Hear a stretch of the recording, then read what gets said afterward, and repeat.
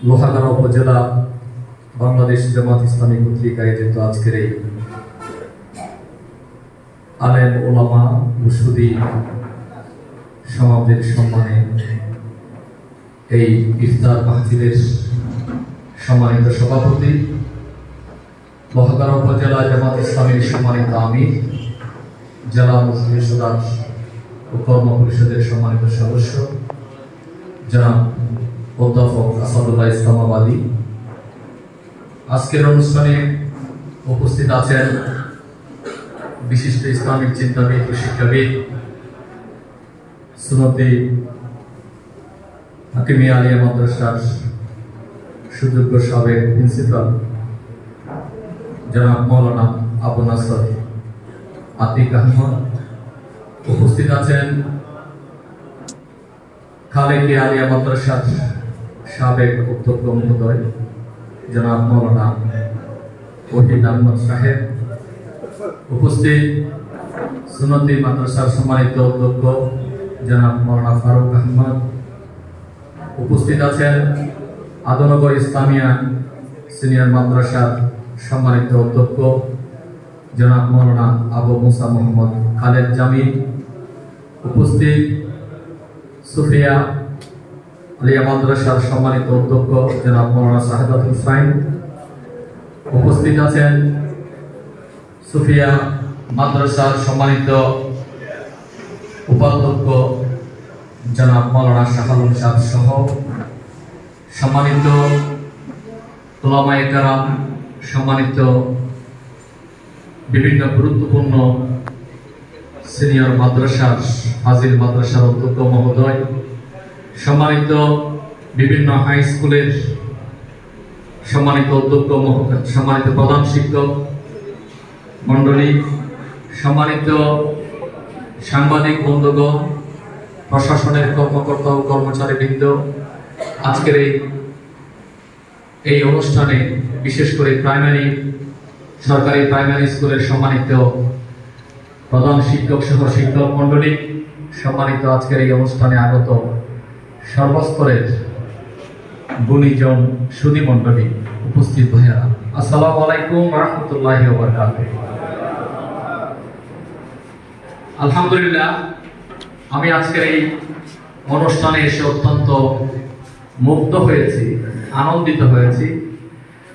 এই মাহে রমজানে যত ইফতার মাহফিলে আমি উপস্থিত হয়েছি, সকল ইফতারের প্রোগ্রামের মধ্যে সর্বশ্রেষ্ঠ ইফতার অনুষ্ঠান হিসাবে আজকের এই সুন্দর এই আয়োজনকে আমি অত্যন্ত আনন্দের সাথে এই অনুষ্ঠানে আমি নিজেকে উপস্থিত হতে পেরে আমি মহান রব্বুল আলামিনের কাছে শুকরিয়ার মস্তক অবনত করছি, আলহামদুলিল্লাহ। সম্মানিত উপস্থিতি, আজকে এখানে যারা বসে আছেন, মঞ্চে যারা বসে আছেন, আমার পাশে যারা আছেন, সামনে যারা উপস্থিত আছেন, আপনাদেরকে বাংলাদেশ জামাত ইসলামী আজকের এই অনুষ্ঠানে একসাথে ইফতার করার জন্য মূলত এখানে দাওয়াত দেওয়া হয়েছে। আপনারা জামাত ইসলামের প্রতি ভালোবাসা, আন্তরিকতার টানে এই অনুষ্ঠানে আপনারা উপস্থিত হয়েছে।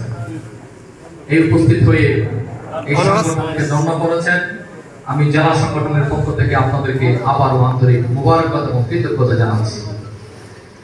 সম্মানিত ভাইরা, আমরা এতক্ষণ পর্যন্ত সম্মানিত আলোচকদের পক্ষ থেকে গুরুত্বপূর্ণ আলোচনা শুনেছি। এই মাহে রমজানকে সামনে রেখে আমাদের অনেক ইফতার, অনেক আলোচনা সভা, অনেক গুরুত্বপূর্ণ প্রশিক্ষণ কর্মশালা আমরা আয়োজন করে থাকি। এই প্রত্যেকটি প্রোগ্রামের একমাত্র উদ্দেশ্য হচ্ছে এই মাহে রমজানের যে উদ্দেশ্য, নিজেকে একজন প্রশিক্ষিত দায়ী হিসাবে, একজন আল্লাহর প্রকৃত গোলাম হিসাবে নিজেকে তৈরি করা, এটি হচ্ছে মূলত আমাদের একমাত্র উদ্দেশ্য।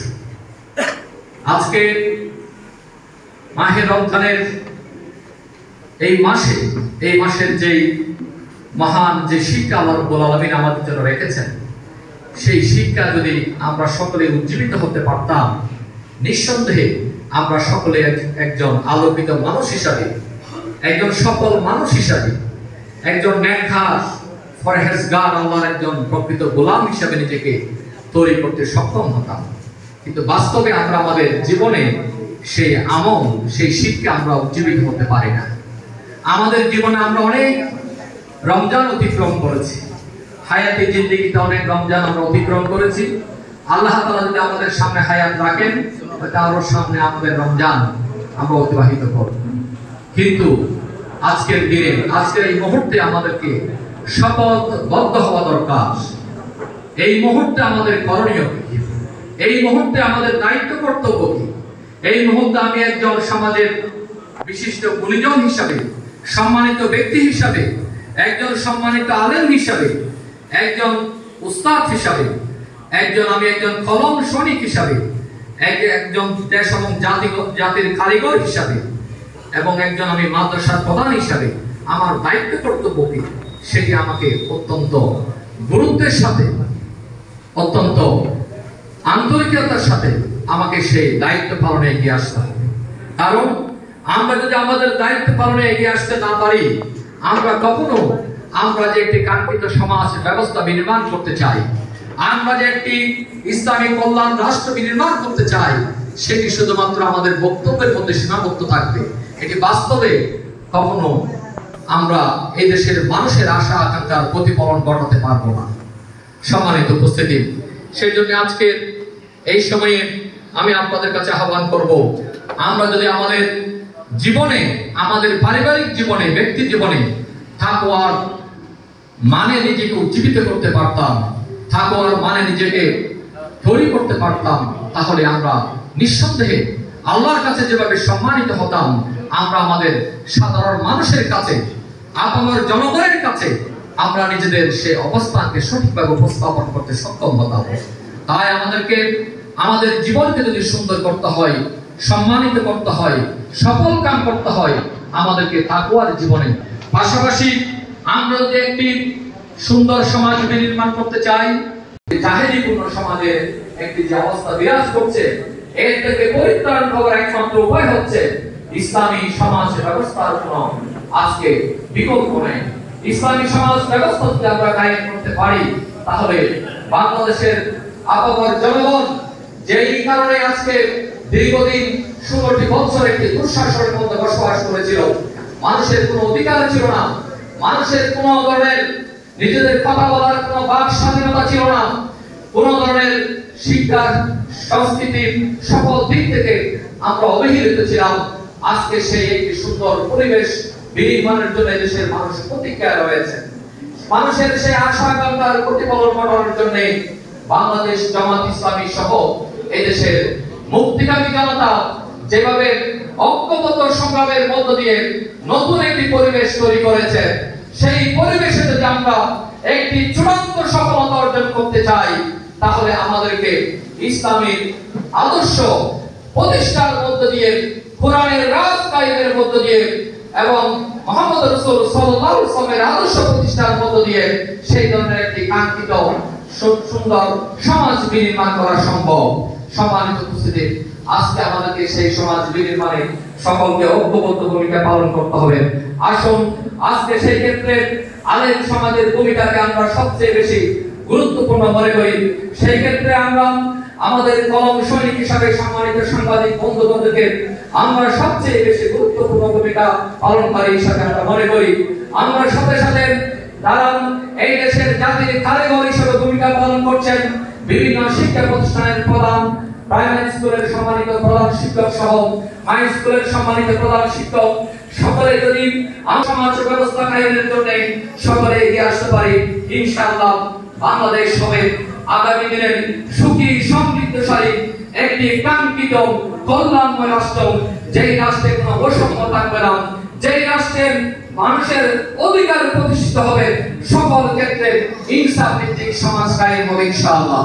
সম্মানিত উপস্থিতি, আজ আসুন আমি আপনাদের কাছে সর্বশেষ আহ্বান করতে চাই, আজকে বাংলাদেশ জামাত ইসলামী বাংলাদেশের বুকে একটি কল্যাণ রাষ্ট্র প্রতিষ্ঠার স্বপ্ন নিয়ে কাজ করছে। বাংলাদেশের জমিনে এই সংগঠন শুধুমাত্র ইসলামের দাওয়াত, ইসলামের আহ্বান পৌঁছে দেওয়ার মধ্য দিয়ে এই দেশের মানুষকে সংগঠিত করার মধ্য দিয়ে সীমাবদ্ধ নয়। এই দেশের মানুষকে এমন একটি সমাজ ব্যবস্থার মধ্য দিয়ে এই দেশের মানুষকে ঐক্যবদ্ধ করতে চাই, যেই সমাজের প্রতিষ্ঠা করেছিলেন মুহাম্মদ রাসূল সাল্লাল্লাহু আলাইহি ওয়াসাল্লাম। মুহাম্মদ রাসূল সাল্লাল্লাহু আলাইহি ওয়াসাল্লামের সেই আদর্শিক সমাজের ব্যবস্থার সেই ধারাবাহিকতায় বাংলাদেশের জমিনে একটি সুন্দর সমাজ প্রতিষ্ঠার জন্য বাংলাদেশ জামাত ইসলামী আজকে কাজ করছে। বাংলাদেশ জামাত ইসলামী এই দেশের মানুষের কাছে ইসলামের সুমহান আদর্শ পৌঁছে দেওয়ার পাশাপাশি বাংলাদেশ জামাত ইসলামী প্রত্যেক সাধারণ মানুষের কাছে কোরআন এবং সুন্নাহর আলোকে জীবন গড়ার জন্য প্রশিক্ষিত একজন কর্মী হিসেবে নিজেকে তৈরি করার চেষ্টা করছে। পাশাপাশি এই দেশের দুস্থ মানবতার সেবার জন্য মানবতার সেবার জন্য বাংলাদেশ জামাত ইসলামী আজকে সর্বস্তরের মানুষের মাঝে কাজ করার চেষ্টা করছে। সমাজ সেবার মাধ্যমে, সমাজ সংস্কারের মাধ্যমে, রাষ্ট্রীয় সংস্কারের মাধ্যমে একটি কাঙ্ক্ষিত ইসলামী সমাজ ব্যবস্থার মধ্য দিয়ে এদেশের মানুষের মানবতার মুক্তি আন্দোলন হিসেবে বাংলাদেশ জামাত ইসলামী আজকে কাজ করার জন্য ধারাবাহিকভাবে চেষ্টা করে যাচ্ছে। সম্মানিত ভাইরা, তাই আমি আপনাদের কাছে আহ্বান করতে চাই, আজকের এই অনুষ্ঠানে আপনারা যারা উপস্থিত হয়েছেন, আপনাদের বাংলাদেশ জামাত ইসলামের প্রতি ভালোবাসা, আন্তরিকতা, আপনাদের জামাত ইসলামীকে আপনারা সকল দিক থেকে পরামর্শ দিয়ে আপনারা সহযোগিতা করবেন, আমি সেই প্রত্যাশা ব্যক্ত করছি। আমরা এই সংগঠনের দায়িত্বশীল হিসাবে আমরা কর্মী বাহিনীদের মধ্যে অনেক ভুল ত্রুটি থাকতে পারে, সেই ভুল ত্রুটিকে সংশোধন করার দায়িত্ব আপনাদের উপর আমরা রাখতে চাই। আপনাদের পরামর্শ সহযোগিতা আমাদের সংগঠনকে সুন্দর এবং গতিশীলতার দিকে সামনের দিকে এগিয়ে যাবে ইনশাআল্লাহ, আমি সেই প্রত্যাশা ব্যক্ত করে আবারও আজকের অনুষ্ঠানে আপনারা যারা উপস্থিত হয়েছেন আপনাদের সকলের প্রতি জেলা সংগঠনের পক্ষ থেকে আন্তরিক মোবারকবাদ এবং কৃতজ্ঞতা জানিয়ে আমার আলোচনা এখানে শেষ করছি। আল্লাহ হাফেজ। বাংলাদেশ জিন্দাবাদ, বাংলাদেশ জামাত ইসলামী জিন্দাবাদ। আসসালামু আলাইকুম ওয়া রাহমাতুল্লাহি ওয়া বারাকাতুহু।